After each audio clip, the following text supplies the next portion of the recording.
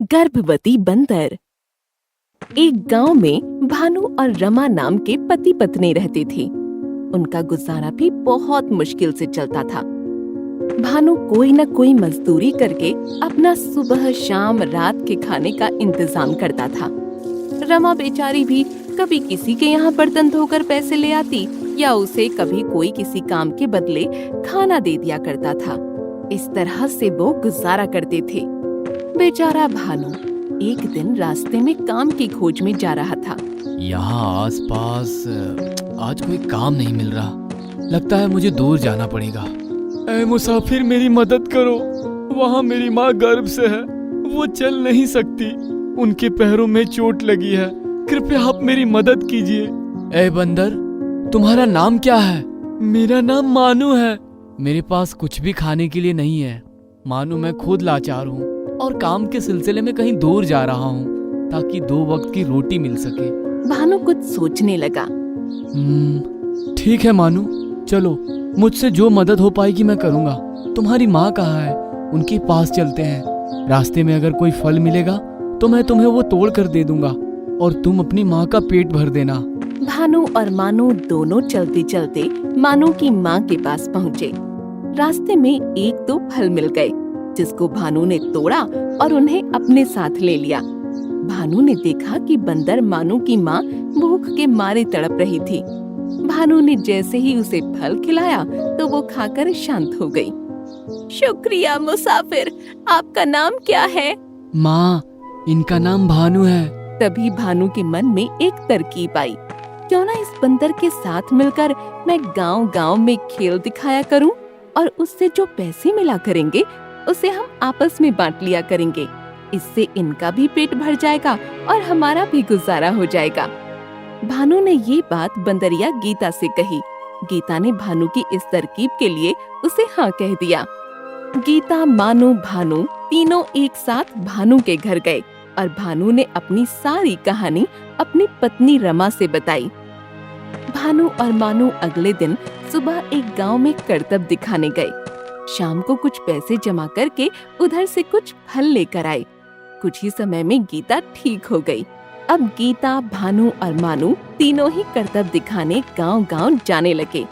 वो जहां करतब दिखाने जाते थे उस गांव में एक घमंडी औरत थी जिसका नाम रीता था। रीता इन लोगों के करतब देखकर बहुत जलती थी।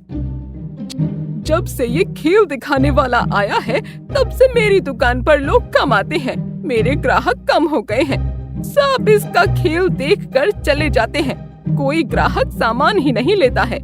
ये बंदरिया मुझे मुख्य खिलाड़ी लगती है। क्यों ना इसको ही मार दिया जाए तो इस मदारी का खेल ही बंद हो जाएगा। अगले दिन रीता ने भानु के करतब दिखाने वाली जगह पर तेल गिरा दिया ताकि अगर भानु, मानू और गीता तीनों खेल दिखाएं तो पेट के बल गिर जाएं। अगले दिन करतब दिखाने के लिए भानु और दोनों बंदर और बंदरिया साथ आ गए।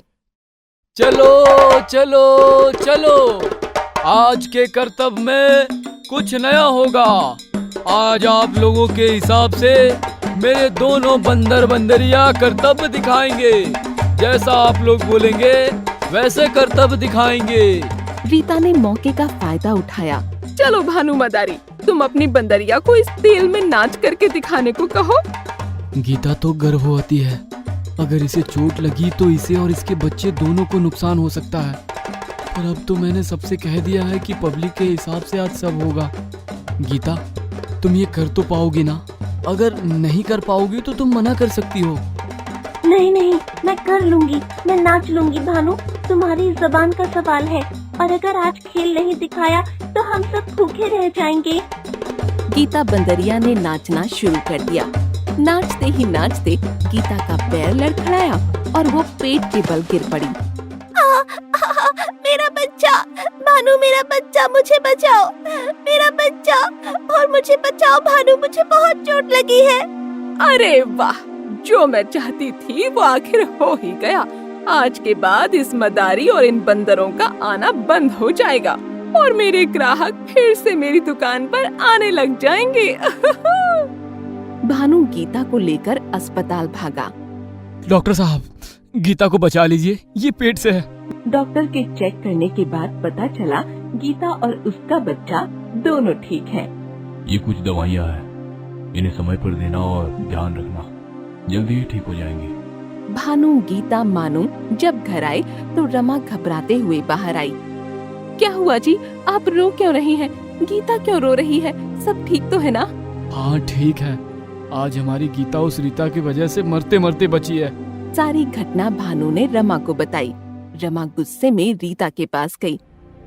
अरे रीता, बाहर तो आ, अपने आप को समझती क्या है? तूने मेरे बच्चों को मारने की कोशिश करी। अरे रीता, समझती भी है, बच्चे इंसान के हों या जानवर के, होते तो आखिर बच्चे ही है ना। उनमें भी उतनी ही जान होती है जितनी एक इंसान में। इतना तो रहम खा कि तू गांव वालों को अपना मुंह दिखा सके। क्या तुझे माँ की ममता का एहसास नहीं है? तेरे भी तो बच्चे हैं, ये दोनों जानवर नहीं है, मेरे बच्चे हैं। रीता को रमा की ये बात सुनकर शर्मिंदगी महसूस हुई। रमा, भानु, गीता, मानू, मुझे माफ कर दो, मुझे अपनी गलती का एहसास हो गया है। गीता, मैं आपकी बात समझ सकती हूँ, हर माँ के लिए अपना बच्चा बहुत प्यारा होता है। ठीक है रीता, आगे से ऐसी गलती कभी मत करना। मैंने तुम्हें माफ किया, तुम्हें तुम्हारी गलती का एहसास हो गया है, इससे बड़ी बात और क्या हो सकती है।